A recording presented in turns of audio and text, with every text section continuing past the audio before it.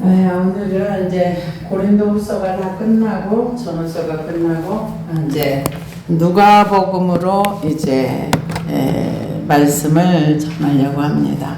그래서 누가복음은 원래 그 누가라는 사람이 예수님의 제자가 아닙니다. 그런데 복음을 전하는데 이제 그 바울과 함께 동행을 했고 의사로서 지식이 많은 그런 분이었는데 이런 그 복음을 전하기 위해서 이제 바울과 함께 다니다가 데오빌로라는 사람에게 이 모든 것을 이제 이렇게 복음을 구두로 들었던 그 사람에게 구체적으로 정확하게 그 역사서와 같이 이렇게 써서 전달해 줘야 되겠다 이런 생각을 가지고 이제 자료를 수집을 해서 이렇게 누가복음과 사도행전은 원래 상하권으로 되어 있었는데 누가복음은 이쪽으로 들어가고 사도행전은 성령행전, 사도들의 행적이라는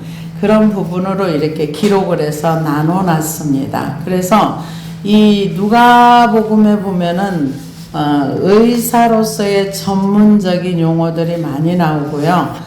그래서 사실은 그 마태, 마가, 누가 이런 복음서들이 있지만은 뭐 에녹서도 있고 또 뭐 도마복음도 있고 여러 가지 외경들이 많아요. 그런데 이 사복음서만 이렇게 공동 복음이라 해가지고 이렇게 정경으로 이렇게 들어가는데 정경 말고도 외경도 있고 위경도 있고 많아요. 근데 기독교 안에서는 이 누가복음을 사복음서에 포함시켰어요. 그러니까 이 성경을 기록한 누가는 제자도 아니었고 70인 중에 하나도 아니었어요.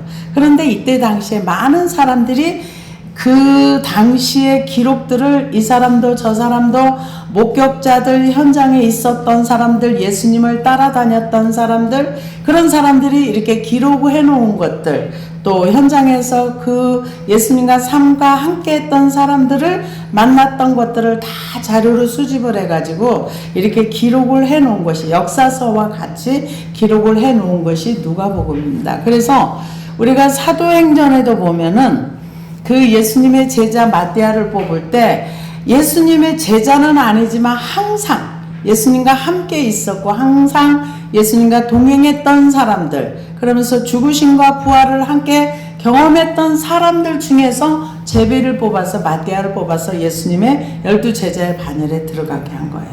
근데 이 누가는 제자도 아니었고 70인 중에 들어가는 사람도 아니었지만 바울 선생님과 함께 하다 보니까 이것을 기록으로 이제 이때 당시에는 사람들이 구전으로 이제 복음을 들었는데 기록으로 남겨가지고 이거를 직접 경험한 사람들 다 조사를 해가지고 이렇게 누가복음과 사도행전을 썼습니다. 사도행전은 본인이 직접 이제 같이 바울 선생님과 동행하면서 했기 때문에 그건 역사서처럼 쭉 써내려갔고 이거는 기록자들, 경험한 사람들, 현장에 있었던 사람들 다 종합을 해가지고 이렇게 쓴 겁니다. 근데 본서의 기록 연대는 정확하게 알 수는 없지만 누가 말년에 기록될 것이라는 추측과 함께 그 기록 연대를 AD 80년 이후로 보기도 하고 또한 요세푸스 기록과 거의 유사하답니다. 그래서 그 요세푸스가 이 유대인들의 그 역사가인데요.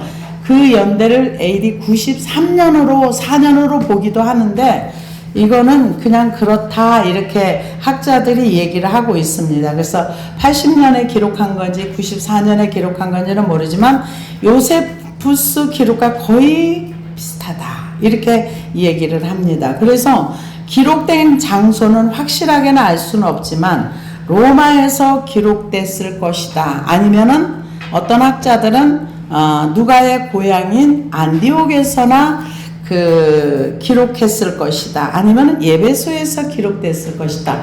이게 정확하게 내가 어디서 이걸 기록한다 이게 없기 때문에 학자들이 그렇게 추측을 합니다. 그래서 이 그 사도행전은 구속사의 시대가 예수 안에서 구약에서 신약으로 이전된 그 시기의 구약을 신구약을 온전히 계승한 예수의 복음이 제3위 하나님이신 성령의 강림과 사역을 통하여 초대교회를 중심으로 해서 유대주의자들의 박해를 비롯한 그 어떤 상황에도 불구하고 당시 세계였던 로마 제국의 강력한 확정이 되었던 그 시기에 사도행전으로 해서 로마까지 복음이 이렇게 들어가면서 로마 모든 길은 로마로 통한다 했던 것처럼 언어가 하나 되고 길이 뚫리고 했을 때 복음이 들어가기 딱 좋은 그 시기에 예수님이 오셔가지고 그때 역사를 이루시고 복음이 세계로 이렇게 퍼져나가게 된 그런 부분이라고 볼 수 있습니다. 그래서 데오빌로라는 그 사람에게 이미 구전으로 알고 있는데 정확하게 책으로 전달하기 위해서 이것을 기록했다. 이렇게 얘기를 합니다. 그래서 1장에서 28장까지 있는데요. 1장에서 6장까지는 예루살렘 전도에 관한 내용이고요. 6장 8절에서는 유대와 사마리아 전도에 관한 내용이 9장 31절까지 있습니다. 그 다음에 9장 32절에서 12장 24절까지는 첫 이방인의 전도가 나오고요. 그 다음에 12장 25절에서 16장 5절까지는 소아시아 전도가 나오고 그 다음에 16장에서 19절까지는 유럽 전도, 그 다음에 19절에서 28장까지는 로마까지의 전도의 상황을 얘기합니다. 그래서 여기 보면 우리 중에 이루어진 사실에 대하여 처음부터 목격자와 말씀에 일꾼된 자들이 전하여 준 그대로 내력을 저술하려고 붓을 든 사람이 많은지라. 굉장히 이때 당시 이것을 기록해서 기록으로 남겨두려고 했던 사람들이 많이 있었던 것 같아요. 그리고 그 유다서에 보면은 에녹서를 인용을 해서 이렇게 성경을 썼는데 이때는 에녹서도 그냥 이분들이 읽었던 내용 중에 하나랍니다. 그래서 이때 당시에 뭐 많은 그 사도들의 행전도 있었고 도마복음도 있고 바울 묵시록도 있고 여러 가지가 있었는데 그건 정경으로 채택이 안 되고 이제 실제로 예수님을 만났고 경험했고 그 역사를 했던 거 모든 역사를 다 조사를 해가지고 이제 전체 정리를 해서 썼다 이것을 얘기하고 있습니다. 그래서 붓을 든 사람이 많은지라 그 모든 일의 근원부터 자세히 미루어 살핀 나도 데오빌로 각하에게 차례대로 써 보내는 것이 좋은 줄 알았노니 이는 각하가 알고 있는 바를 더 확실하게 하려 함이로다. 그러니까 데오빌로 각하라는 사람이 아마 그 어떤 고위직 관료였거나 그랬는데 예수를 믿었는데 구전으로도 믿었는데 책으로 정확하게 해서 이분이 더 믿음에 확고하게 쓸 수 있도록 해주기 위해서 이것을 기록했다. 이런 내용이라고 볼 수가 있습니다. 그래서 그 자세히 여러 가지 이제 다 조사를 하고 알아보고 해서 이렇게 썼다는 거죠. 그래서 이는 각하가 알고 있는 바를 더 확실하게 하려 함이라 그렇게 얘기를 합니다. 그래서 유대왕 헤롯 때에 아비야 반열에 제사장 한 사람이 있었으니 유대왕 헤롯 때라는 것은 헤롯은 유대인의 왕으로 보통 대헤롯이라는 사람과 유대 백성에 대한 그 헤롯이 여기 나오는데요. 한 사람 헤롯이 아니에요.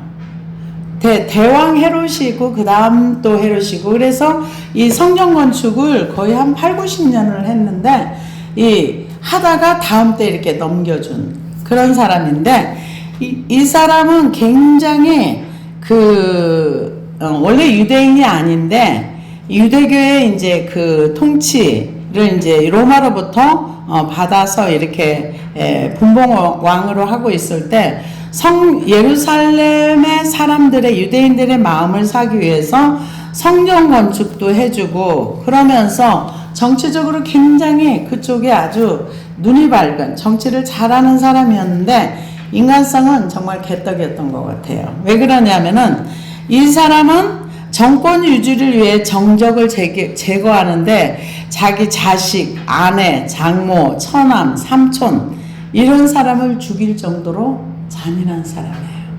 자기 처갓집 식구들을 완전히 진멸할 정도로. 그런데 정치적 술수가 워낙에 뛰어나서 로마의 비호 아래서 대제사장 임명과 폐위까지 관여하는, 그러니까 완전히 그 권력을 위해서는 머리가 아주 좋은 사람, 그런 사람들이 탁월한 사람이 있는 것 같아요. 정치적 수완도 좋고, 그런데 잔인한 거는 말할 수 없이 잔인하고.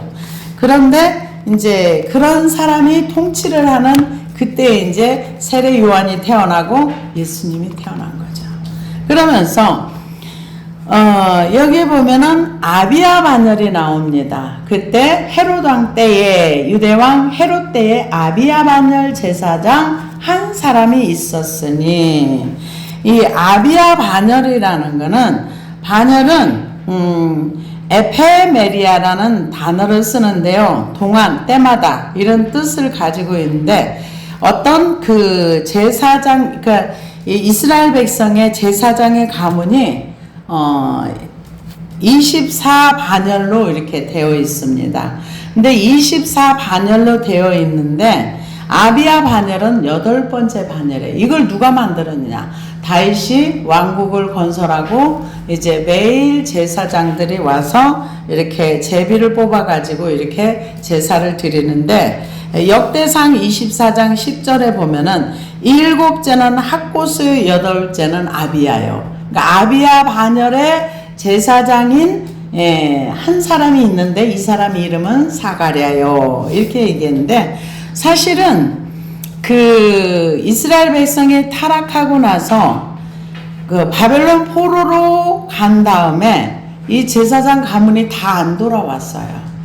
몇 사람 안 돌아와. 400년 동안 제사를 못 드렸던 거죠. 그래서 그 어두운 가운데 있던 이 사람들이 이제 몇 사람 돌아오지 않았는데 그래도 형태는 갖추어가지고, 이때 당시에도 제사장 그 사람들이 약 한 2만 명 정도 됐답니다. 그러니까 이게 제사장으로서 일을 하는 게 이 하늘의 별따기랍니다. 그러니까 제사장이 이제 8째 반열에서 그 안에서 또 1년에 일주일 제사장 성전 봉사를 하는데, 그 반열 중에서 제비를 뽑아서 선택이 돼야 성전에 가서 봉사를 할 수 있었으니까요. 그래서 이름은 사가랴. 그 제사장의 이름은 한 사람이 있으니 그 사가랴는 이게 사가랴로 나오는데 원래 이스라엘 이름은 스가랴랍니다.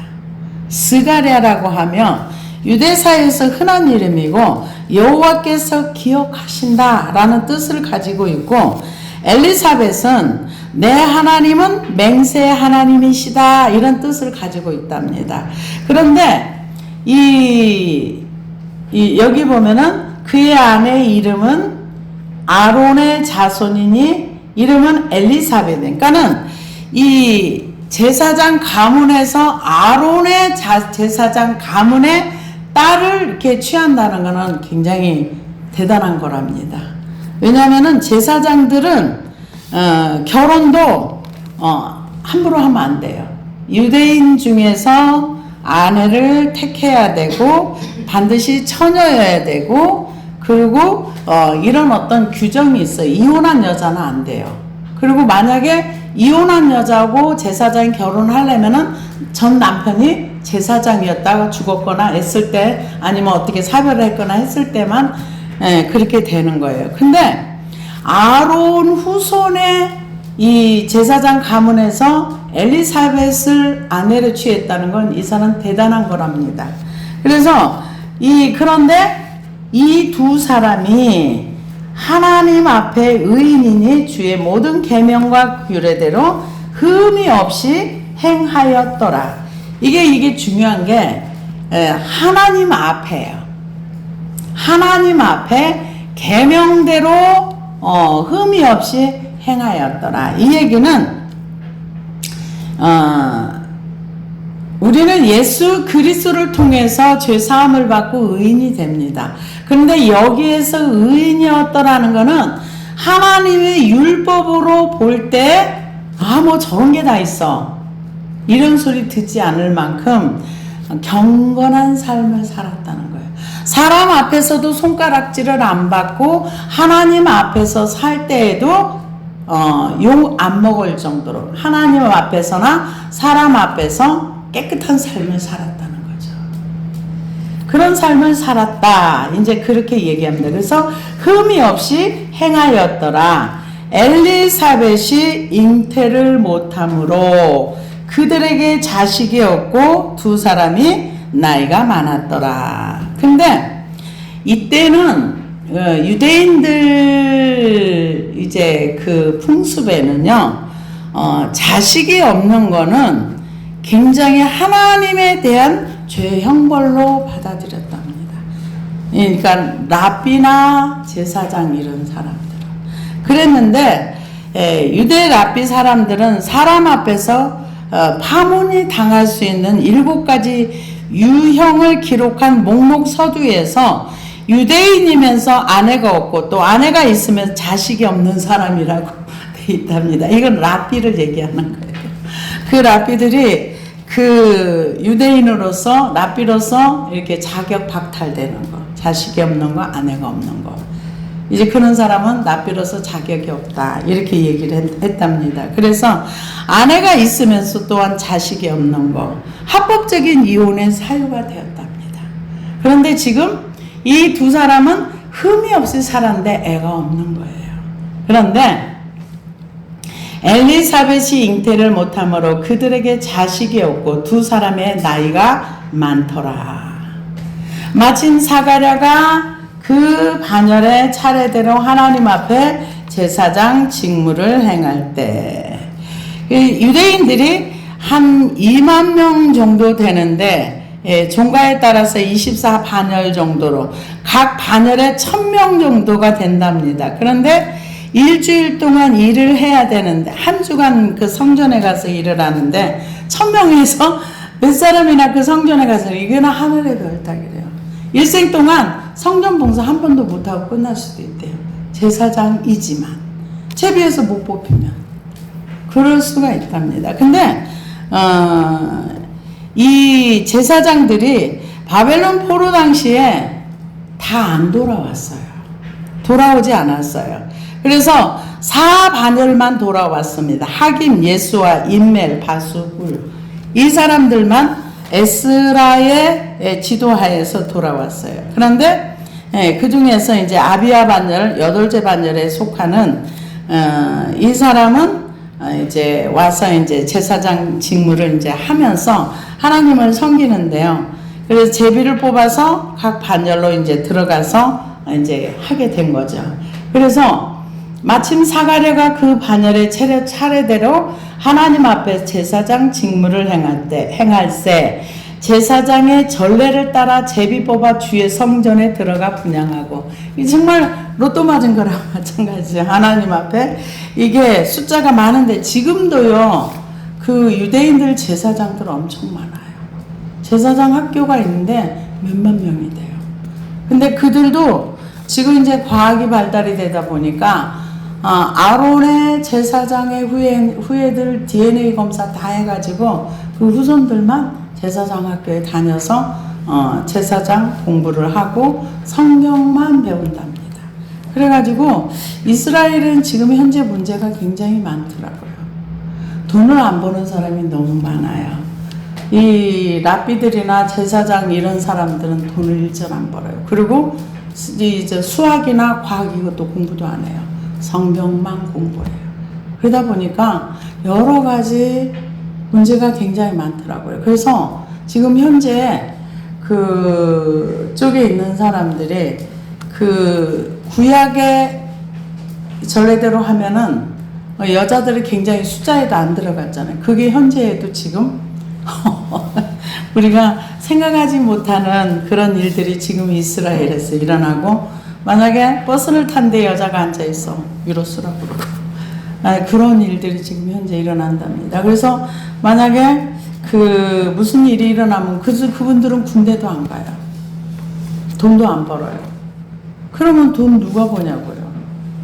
돈 버는 숫자는 줄어들고, 그래서 그 사람들은 아이가 하나 태어날 때마다 그 국가에서 주는 돈이 많다 보니까 애를 10명도 낳고 8명도 낳고 이렇게 많다 보니까 돈을 많이 가져가고, 여러 가지 그 성경의 말씀대로 살아간다고 하는데도 이 제도 자체가 합리적이지 못한 여러 가지 문제가 정말 많더라고요. 그런데다가 기독교인들은 엄청 박해를 하고, 물론 다른 종교도 박해를 하지만은 여러 가지 어려운 상황 가운데 있는 부분인데, 그러나 이 유대인들의 역사가 어떻게 흘러간다는 것은 우리가 알 필요는 있습니다. 그래서 제비 뽑아서 당첨이 된다는 것은 정말 귀한 일인데, 반열에 차례대로 이제 제비가 뽑아져서 직무를 행합니다. 제사장의 전례를 따라 제비를 뽑아 주의 성전에 들어가 분향하고, 모든 백성은 그 분향하는 시간에 밖에서 기도하더니, 이스라엘 백성은 하루에 3번 기도해요. 아침에 기도하고, 점심에 기도하고, 저녁에 기도하고. 거기서는 이제 저녁, 아침, 점심 이렇게 얘기하는데, 그 분향하는 시간에 밖에서 그 기도 시간과 같답니다. 그런데 주의 사자가 그에게 나타났습니다. 이 성소 밖에서 이제 기도하는 거죠. 주의 사자는 헬라어로 앙겔로스라고도 하는데, 사자, 천사, 보냄을 받은 자라는 뜻이 있습니다. 그래서 사자로도 번역을 하고 천사로도 번역을 합니다.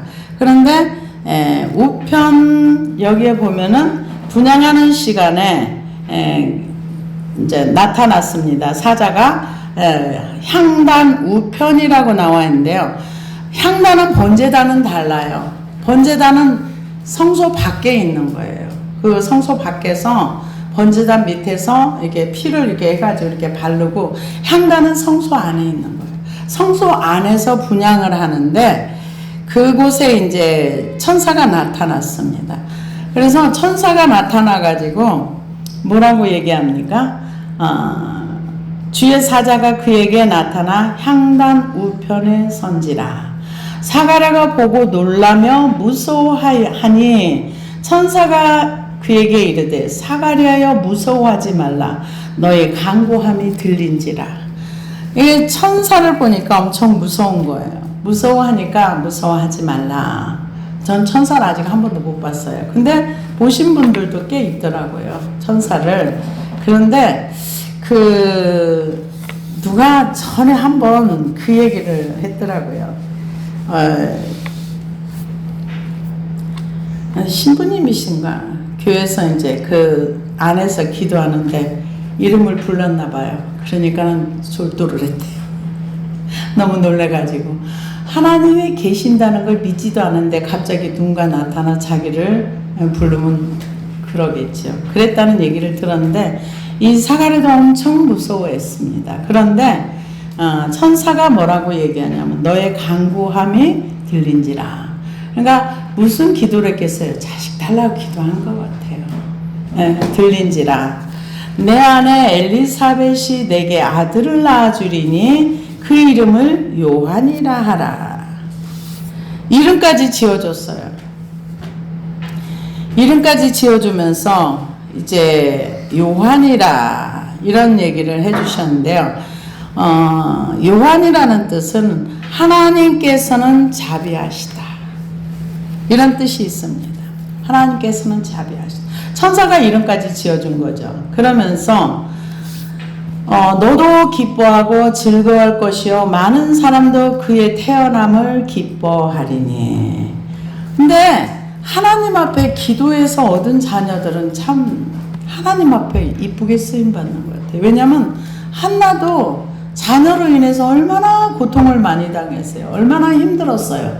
그래서 그 슬픔이 다 하나님 앞에 나가고 나니까 사무엘이 태어났잖아요. 아마 엘리사벳도 기도하고 아마 이 사가랴도 기도하고 기도를 많이 한 것 같아요. 그러니까 하나님께서 너의 간구함이 들린지라. 우리가 기도를 할 때 하나님이 들어주시는 기도를 해야 되죠. 그래서 요한이라 하라. 너도 기뻐하고 즐거울 것이요 많은 사람들 그의 태어남을 기뻐하리니 이는 그가 주 앞에서 큰 자가 되며, 이게 주 앞에서 큰 자라는 거예요. 하나님 앞에, 사람 앞에 큰 자가 아니라 주 앞에서. 이게 큰에 해당하는 헬라어 단어는 메가스라는 단어인데요. 위대한, 덕스러운, 권위 있는 의미라는 뜻이 있습니다. 그래서 요한은 사실은 주 앞에 큰 자지 사람 앞엔 별로 별 볼 일 없었어요. 왜냐하면 주님의 길을 예비하는 그걸로 나와서 말라기서에 예언된 사람이긴 했지만 회개하라! 천국이 가까이 왔다. 이 회개 외쳤고 예수님이 오시는 길을 예비했고, 그러고는 어떤 업적을 이루었거나 뭔 대단한 그 엘리야처럼 능력을 행했거나 이런 일이 전혀 없어요. 회개하라. 우리는 뭔가 굉장히 어마무시한 일을 해야 하나님이 큰 자라고 생각하는 것들, 말씀을 순종하는 자, 큰 자. 사명을 잘 감당하는 거죠. 그래서 사명 감당 안 하고 제가 한 달란트 받은 경우를 사람들이 그렇게 얘기를 합니다. 아니, 일 좀 안 했다고 바깥 어두운 데로 쫓아내? 이런 얘기를 하시는 분들 제가 참 많이 봤어요. 근데 마태복음 25장에 보면은 2달란트 받은 자와 5달란트 받은 자는요, 투자를 했어요. 장사를 했다 그랬어요. 장사는 투자하지 않으면 장사를 못해요. 몸을 투자하든지 물질을 투자하든지 뭔가를 해야 나오는 거죠. 근데 1달란트 받은 자는 아무것도 하지 않았어요. 그래서 여기서 주 앞에서 큰 자라는 거는 하나님의 말씀을 따라서 살았다는 거죠. 그래서 큰 자가 되며 포도주나 독한 술을 마시지 아니하며 모태로부터 성령의 충만함을 받아 나시린의 삶을 산다는 거죠. 구별된 삶을 산다는 거죠. 그래서 모태로부터 성령의 충만함을 받았다. 이게 뱃속에서부터 성령 충만한 그건 하나님의 특별한 은혜지, 이건 누가 강구한다고 되는 일은 아닙니다. 그런데 하나님의 선택이죠. 그러면서 하는 얘기가 이스라엘 자손을 주 곧 그들의 하나님께로 많이 돌아오게 하겠습니다. 큰 자가 뭡니까? 돌아오게 하는 것. 하나님의 백성을 하나님께로 돌아오게 하는 것. 그래서 에레미야 3장 7절에도 보니까 그가 이 모든 일을 행한 후에 내가 말하기를 그가 내게로 돌아오리라 하였으나 오히려 내게로 돌아오지 아니하였고 그 패역한 자매 유다는 그것을 보았느니라. 내게 패역한 이스라엘이 간음을 행하였으므로 내가 그를 내어 쫓고 이혼서까지 주었으되 그 패역한 자매 유다가 두려워 아니하고 자기도 가서 행음함을 내가 보았노라. 그가 돌과 나무로 더불어 행음함을 가볍게 여기고 행음하여 이 땅을 더럽혔거늘 이 모든 일이 있어도 그 패역한 자매 유다가 진심으로 내가 돌아오지 아니하고 거짓으로 할 뿐이라 여호와의 말이니라. 하나님은 에레미야 선지자를 통해서 무슨 일을 하려고 하느냐?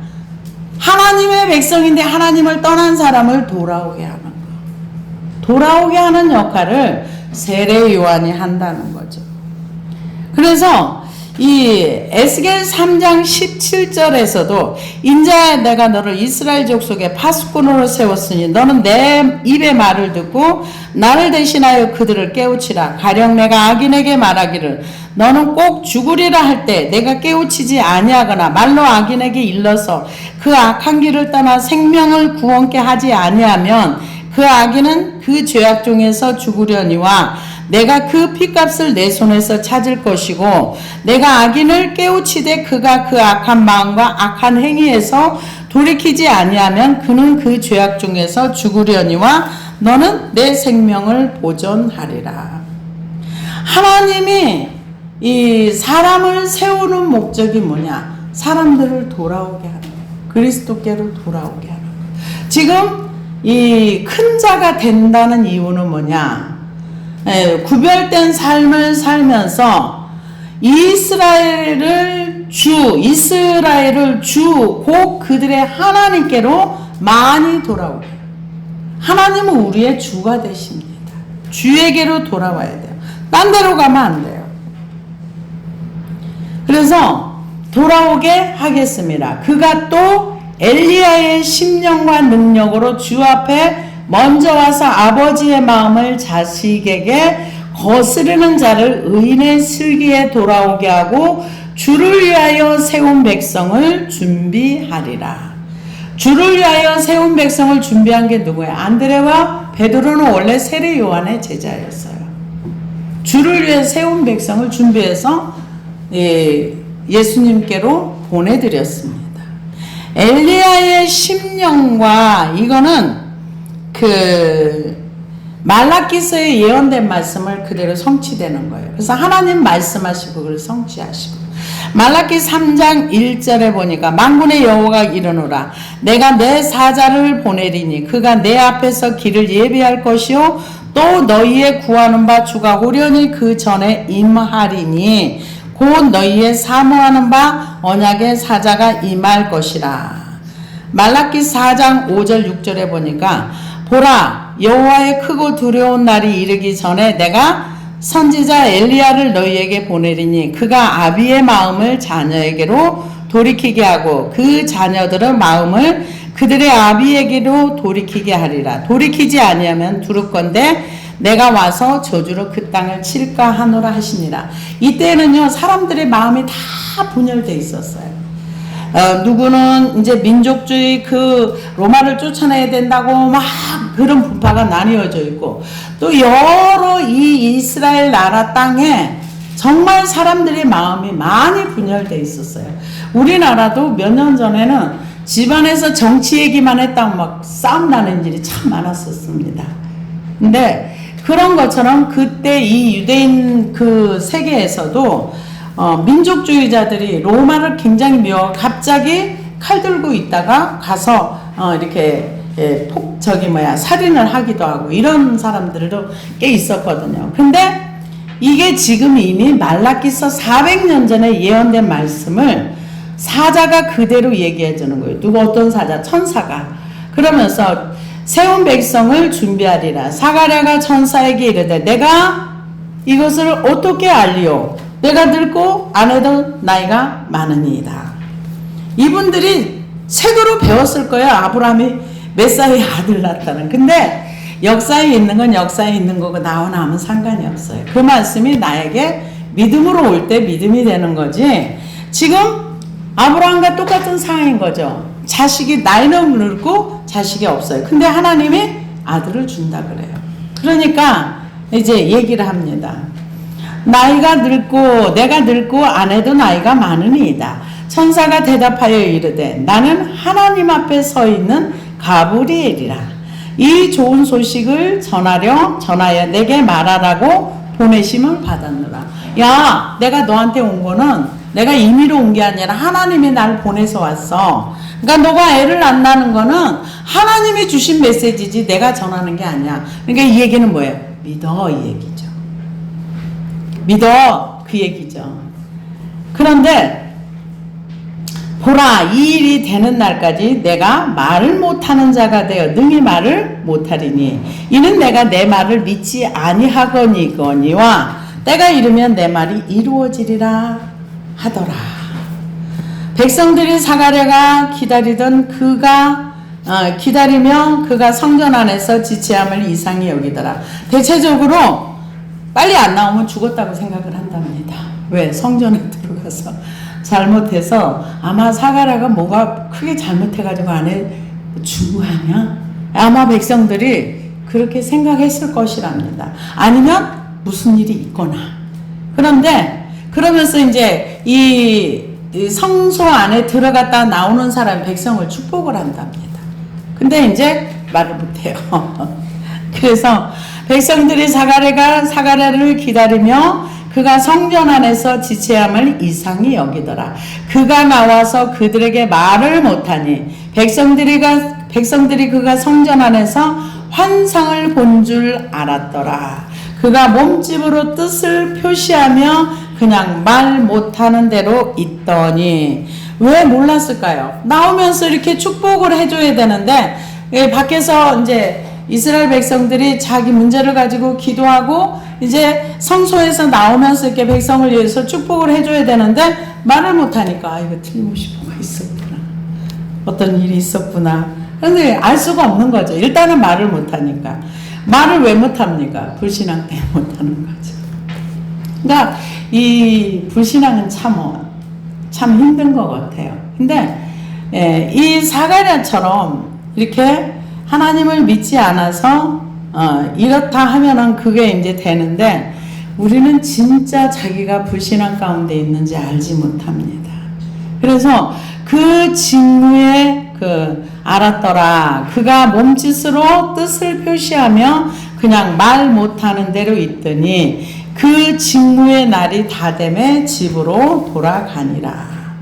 이후에 그의 아내 엘리사벳이 잉태하고 5달 동안 숨어 지내며 이르되 주께서 나를 돌보시는 날에 사람들 앞에서 내 부끄러움을 없게 하시려고 이렇게 행하심이라 하였더라. 그러고 나서 이제 그 사가랴 아들 요한이 임신하고 5개월 됐는데 6달째에 이제 그 천사가 다시 마리아에게 보냄을 받는 게 26절부터입니다. 너무 길어가지고요. 오늘은 25절까지만 하고 이제 다음 주에 또 나가겠습니다. 그래서 이 왜 벙어리가 됐을까요? 벙어리 된 이유는 안 믿어서 그런 거예요. 믿지 않았기 때문에. 그래서 그냥 그런 이제 몸짓으로만 하면서 이제 그 자기 집으로 갔는데 하나님께서 이제 그 엘리사벳이 잉태를 해가지고 이제 이렇게 부끄러움, 아까 얘기했잖아.